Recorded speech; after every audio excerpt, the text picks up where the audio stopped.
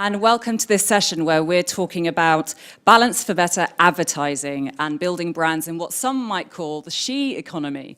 I'm really delighted today to be joined by an esteemed panel of experts from Cara. It's interesting that the digital economy has obviously driven an enormous amount of wealth and prosperity around the world with the rise in entrepreneurialism, which we heard from Nicola Mendelsohn earlier today. But what's interesting is that how it's really changed and driven a more diverse female image around the world in a way that's quicker than ever before. So we're going to take today and our session to talk about beyond the importance, obviously, of empowering and mentoring women, the role that advertising plays when it comes to perception and influence, which one would arguably say is just as important when it comes to painting a more diverse society.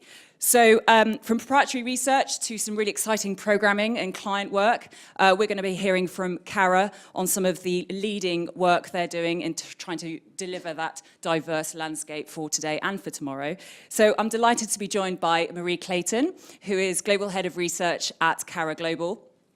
Marie has worked in media and insight for over 20 years within local, regional and global roles across UK, EMEA, APAC and Singapore, where she previously was based for over 6 years. In 2013, Marie was actually listed as one of Campaign Asia's top 20 movers and shakers, which doesn't come as any surprise. So thank you so much for joining us, Marie. We're also joined by Venya from Cara UK, who is strategy partner and has been working in the industry for 10 years after a short stint in fashion litigation, which I'd love to hear about more another time. Formerly a comms planner for O2 and Nestle at Zenith, Venya that has been a strategist at Cara since 2015 and has been working with Diageo Europe for over 3 years, leading strategy on Guinness, Smirnoff and Baileys. So thank you both for joining us today and to celebrate this very special day, International Women's Day. I just wanted to kick off around what we know. So Marie, Cara's been involved with some research specifically around women's influence in China. Can you talk to us a little bit about that research, what you found, and particularly there's this concept of modern femininity that comes out of that research. Can you talk to us a little bit about that? Yes, the paper that we produced was developed on the understanding and identification of the shift in femininity. There was a fascinating qual and quant piece, but particularly with the qualitative exploration around the definition of modern femininity and from the Chinese characters that are used to define femininity in China today, even those have shifted from the direct translation into from women in power, which suggests that it's placing women on a pedestal and looking up to women in power, to the shifted definition of working on your image of your true self and striving for self-improvement, which is much more direct, it's much more personal, it's less about literally projecting a powerful image and more about how you can direct that within yourself as an individual. But it was fascinating research, and it's something that we've seen in all of the other female representations of women today in advertising, as well as actual female leaders that we look up to. Yeah, and it's interesting. Venya, you work with brands, particularly in kind of social media space. Are you seeing kind of an angle there in terms of modern femininity as well? Yeah, I think it's really interesting because I think in the UK, some of the things that we're seeing are people, the relationship with makeup in particular, and like actually people not wearing as much. So one of the examples I love is Jess Glynn at the Brits removing her makeup and sort of saying, you know what, I don't need that anymore. I can kind of proud to be who I am and embrace that. So I think that's really heartening to see. That's a really good point, actually, Venya, because in the same research, we tracked that makeup sales across the key leading makeup brands in the UK and other countries are actually in decline. And part of the research also discovered that perceptions of how women want to be perceived are now more about beauty. And one key trend coming through from the research was aesthetics of beauty. And a really powerful and compelling statement that really shone through was that 65% of women agreed that beauty is about beauty diversity and being different and standing out versus being beautiful. And unfortunately, we are seeing that in makeup sales. But again, that's why you have the sort of rise of different YouTube hacks and different looks so that women can be diversely, aesthetically diverse in many different ways. Yeah. I mean, Venya, you work with big brands, and I imagine a lot of them are looking to really shift the dial when it comes to connecting to today's digital consumer, but particularly women as well. Can you tell us a little bit about the work that you've been doing with the likes of Diageo, for example, in that space? Yeah, sure. Diageo are a brilliant business from that perspective because they really kind of champion gender diversity, not just from kind of supporting agencies and kind of really pushing that cause, but I think even from a advertising and comms perspective, they're doing some great work. And I think one of the best examples is Smirnoff and the work they're doing in terms of championing gender diversity in the music industry. Now, Smirnoff have been involved in music for a long time, and they launched Equalising Music a couple of years ago. And the latest initiative they've got is a partnership with Annie Mac, and it's called the Equalising Music Pledge.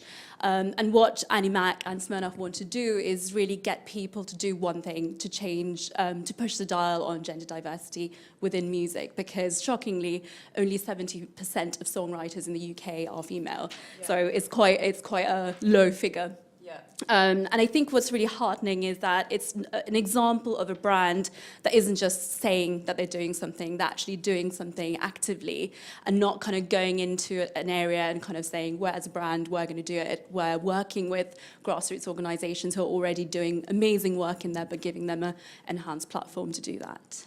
Yeah, and Marie, we were talking about this yesterday, and I really love the example you were talking about with Barbie.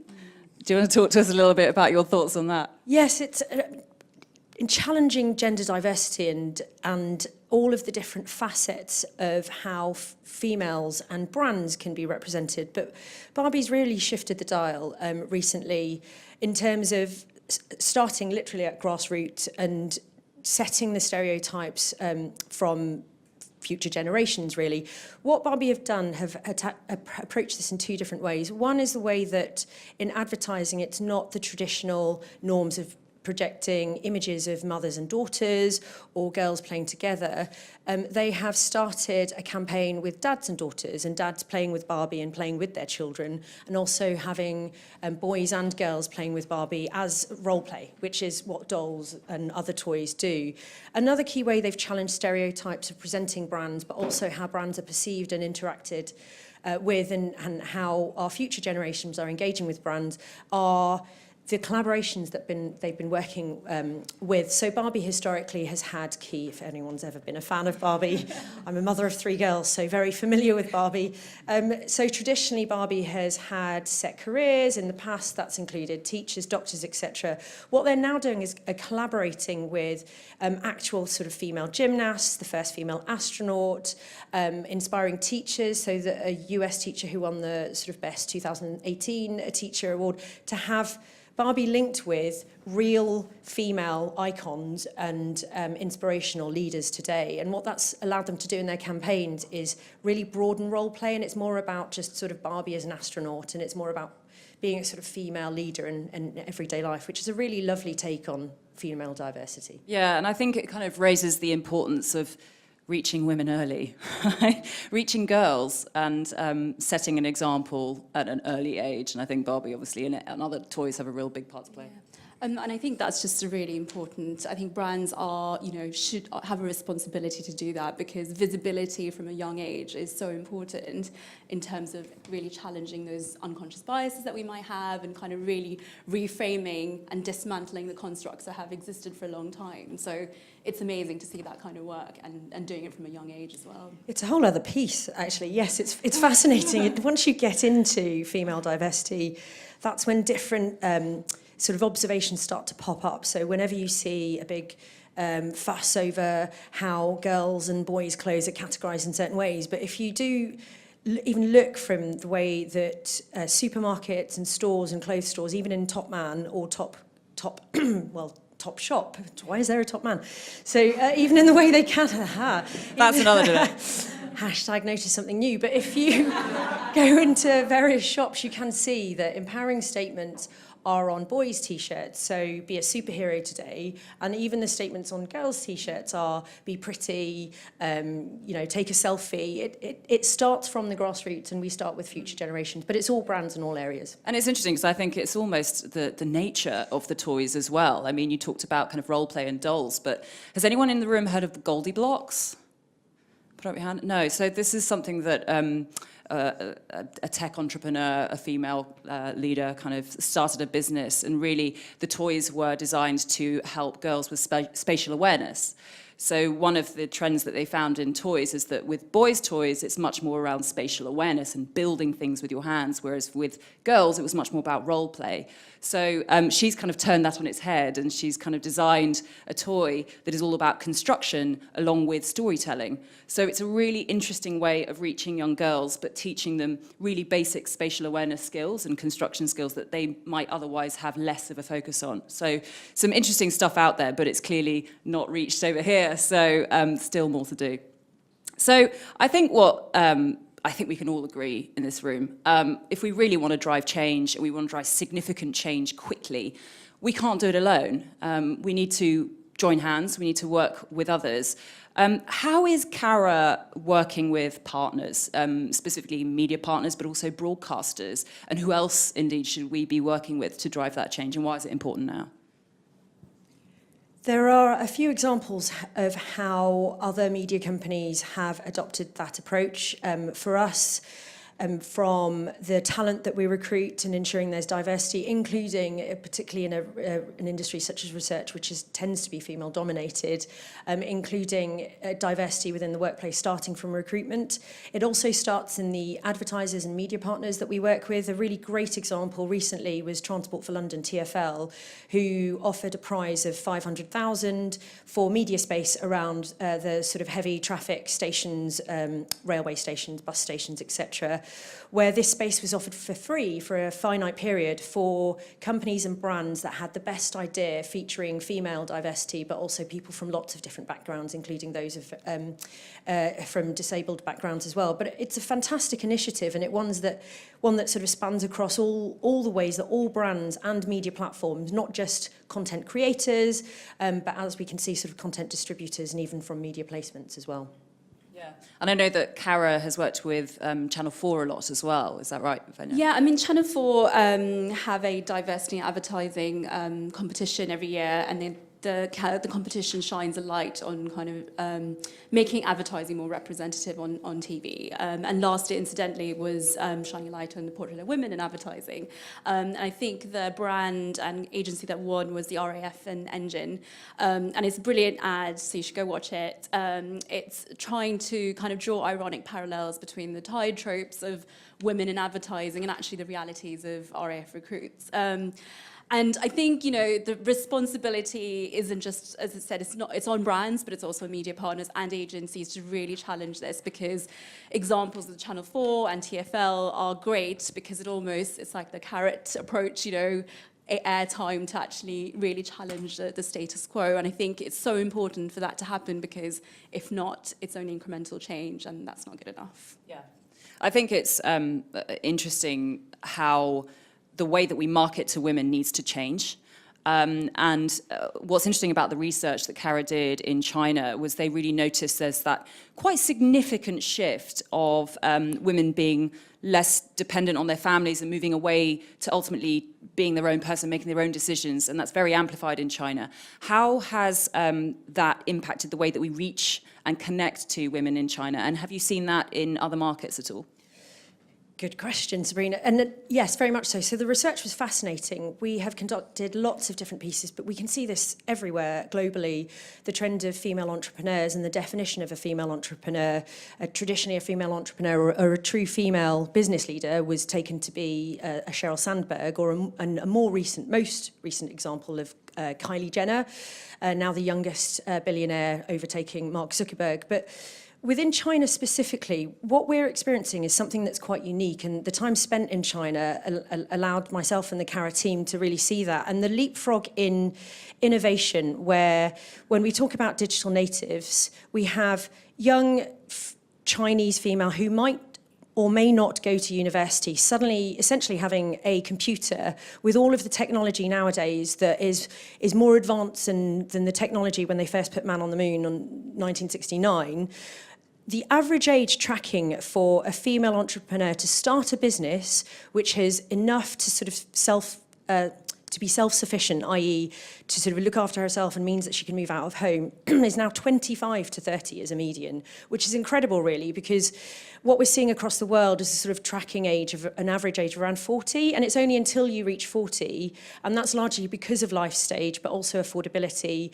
If you've had children, they're slightly older, and you almost have to wait and put your career on hold before you can start thinking about setting up your own business, or even having the challenge of setting up your own business. But an average age of 25 to 30 is incredible. We saw that very much across the board. There was another piece that we looked into, which is Hear Her Voice, as part of the Female Foundry, which had lots of different facets, including setting up female mentors in business and offering free workshops to help women. But again, that unique leapfrog in China where, depending on how old you are, if you sort of tracked through in life from having a TV, which is nearly always a black and white TV if you've been in the research industry for over 20 years, and then having a colour TV, a lot of people are leapfrogging straight into a smartphone. There's no sort of starting off with the Nokia brick that we had today, and having the ability to literally manage your own business from the palm of your hand is incredibly powerful, and it facilitates you. So in Thailand, for example, you've got people who are less than 20 who aren't going through university, who are literally selling and trading on their phones from quite remote and rural parts of Thailand. We're seeing the same across China. But we're seeing that here, the whole sort of can-do attitude that you see in talent shows where, you know, people who can juggle and perform magic tricks. It's quite empowering across the board, whether you're male or female, and the feeling that you can do it, particularly amongst the next generation, is quite inspiring actually. But it's about taking that spark of entrepreneurship and translating that into something that we think could really work. Yeah, and it's interesting you kind of bring up the age point, because I think that there probably is a generation thing here, right, in terms of this new generation who are genuinely digital natives, who are growing up, as you say, with a phone more before a computer almost. You know, there's a huge amount of democratization of innovation, of entrepreneurialism. Anyone, anywhere, whatever age you are, essentially, can set up a business. Are you seeing that, you know, there's a difference then in terms of the younger generations?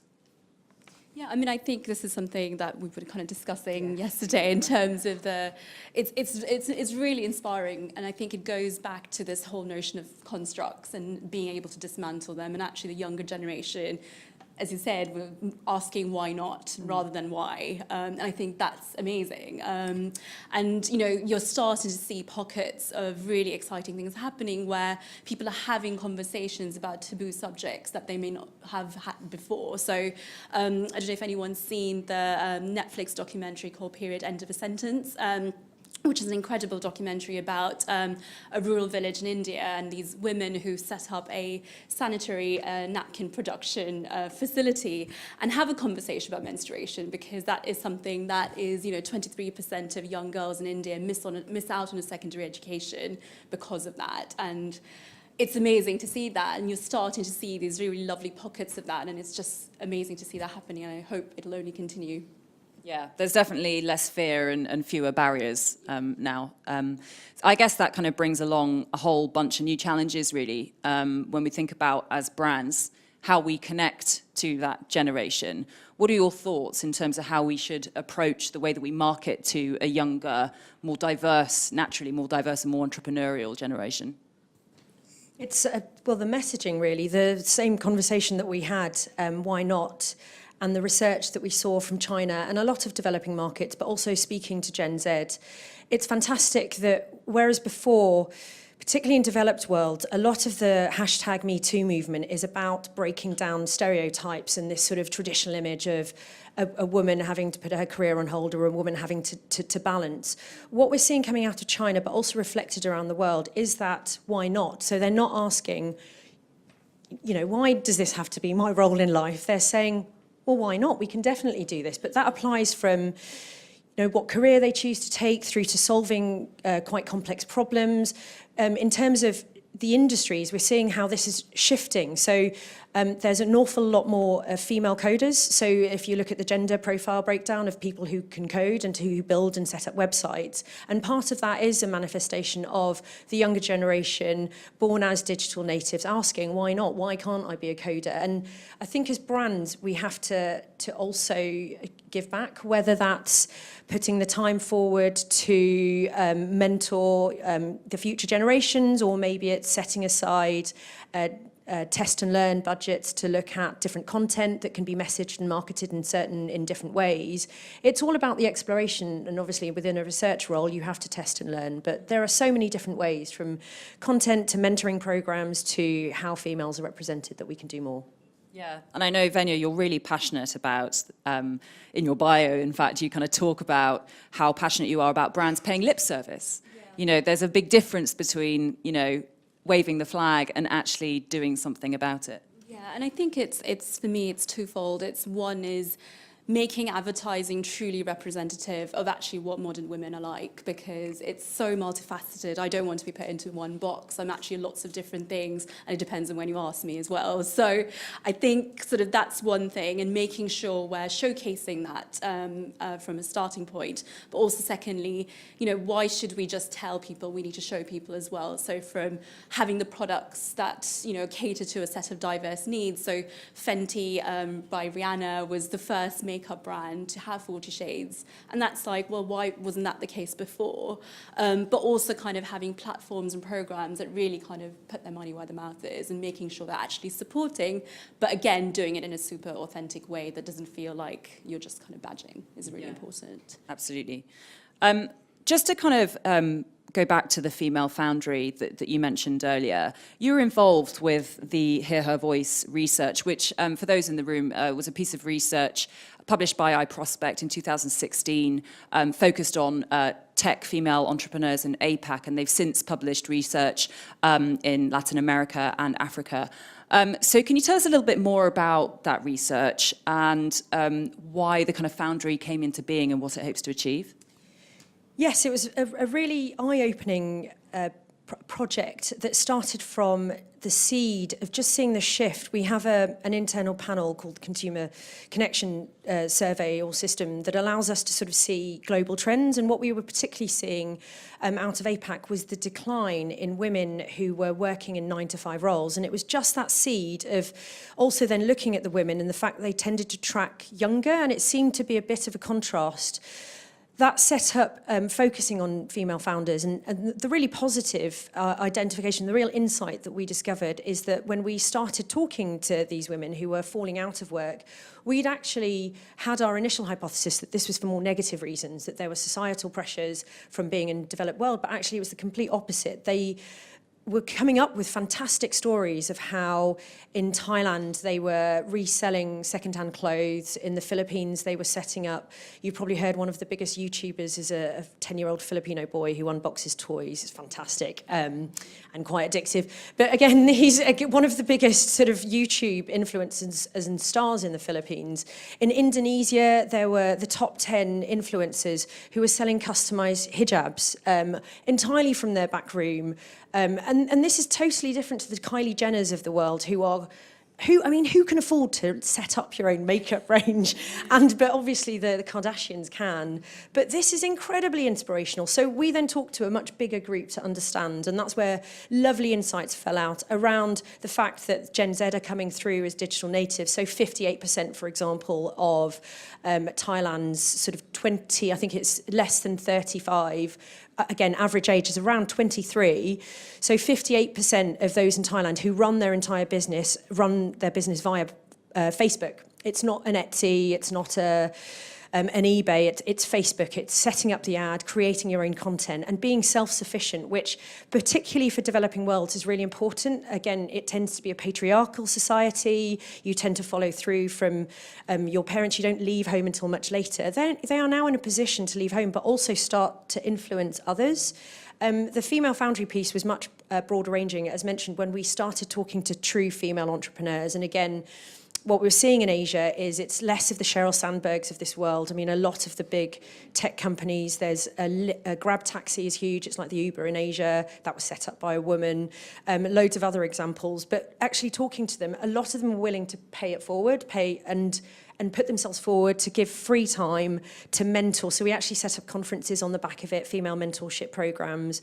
We didn't call them mentorship programs, we called them mentorship programs, but over half of the audience were nearly always female, which is fantastic because, again, in a developing world, they are working not just outside of the traditional, the male is the breadwinner and the female has the family at home, but they're sort of going into it eyes wide open on the basis around, as we were discussing yesterday, why not? So why do I have to follow in the footsteps of what I've seen my parents do? Why not? Why can't I set up my own business? I have everything that I need. But they've also got all of these sort of close role models. They have role models that they can see that are much more accessible versus the Kylie Jenners of this world. So it's fantastic to see, but that female mentorship program, or the mentorship program, where over half were female, just letting that fall out was really inspirational.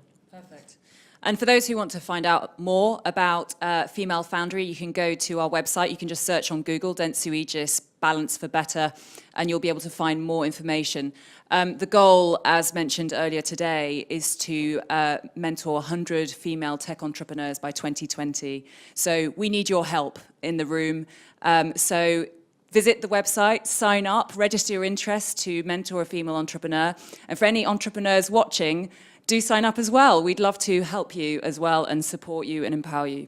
So just before we open up to the audience, one key thing that we can all do, what can we commit to this year to ensure that women are more fairly represented in advertising and in business? Marie? Well, I don't want to, so I think we would join on this, we would be different. I think, so when we discussed this recently, call it out, I think, was the best example. If you have an immediate example, whether that be at work or in any other situations, that exact moment is the moment to call it out and to start making a change. There are so many different ways. As said, as a mother of 3 girls, I played the Alanis Morissette this morning. Maybe I tipped it too far on International Women's Day, but yeah. And then moved on to Tori Amos. Maybe I went too far, but for that instant, call it out, and that's the most immediate change. And if we all start doing that, you will see small changes happen quite quickly. Yeah, I think we share that sentiment, and I think just making sure that we're challenging those stereotypes as we go. So if you're in meetings where people are saying things that you don't agree with, call it out, because it starts from the everyday, and that's how we can enact change. And that requires bravery, but it does. We'll do it anyway. Are there any questions from the audience? Oh, we've got a couple. Mike is coming to you. Hi, first of all, thank you ever so much. It's truly inspirational, and so chuffed that I can call you my colleague. I'm of the generation that did grow up with a brick from Nokia, and I have quite a few of my friends who indeed still fit more, stereotype, not by will, because they didn't have the choice. Now, our generation still got 40 years to go, at least.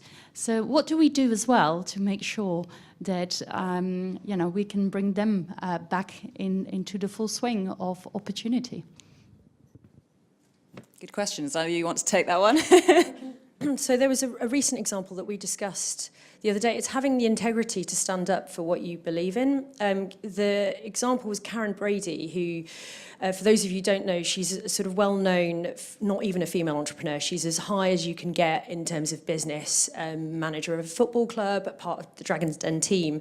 She was actually called out from other women because she was on the exec board for Philip Green, on the Topshop board. Why Topshop? Not anyway. So she was on the exec board, and after allegations emerged around Philip Green and sexual harassment, she stood by Philip Green and was eventually called out by others to say, well, if you are a woman of integrity and if you stand out for the Me Too campaign, you should stand down, and she did. But in that particular situation, she was almost forced to. But again, if she wasn't forced to, that's a point in time where you take the decision to stand by your integrity. And if it doesn't change, then stand down. If you are working, for example, for a chief exec who's been, there were videos, so it's quite explicit, around not just allegations of sexual harassment, then then stand down and move on to a place where you can make the change. But make the change if you can, otherwise stand by your integrity. Great. Have we got another question? Hi. We've touched on beauty a couple of times and how the meaning of that's changing and how it's actually affecting the beauty category. So makeup sales are really down at the moment, and that's the first time that's happened in years. So I was just really interested to know what you think it means for the beauty industry in particular and how brands can stay relevant in that space. Good one for you, Vanya. So I think it's about being responsive and adaptive and recognizing that as in beauty in particular, because it's so intrinsic to your identity and to individuality and your expression of who you are, it's so important for beauty brands especially to adapt to that and be responsive to that and kind of give women the tools to be who they want to be, rather than kind of showing a standard of beauty that perhaps might be unrealistic or out of step with the current climate. So. Great. Did we have one final question? No? Perfect. Well, thank you so much to everyone who's joined us in the room and to anyone who's tuned in on Facebook. Thank you both so much, Marie and Venya. It's been really inspirational to me as well, and I'm really glad to be working with you in this company. Thank you for tuning in. Next up, we've got Tamara Kay from Sky talking to Pippa Glucklich, who's the CEO of Amplify UK and the WACL president, talking about women in leadership, so don't miss out. It's going to be an amazing fireside chat. But for now, thank you, everyone, and have a great day. Thank you.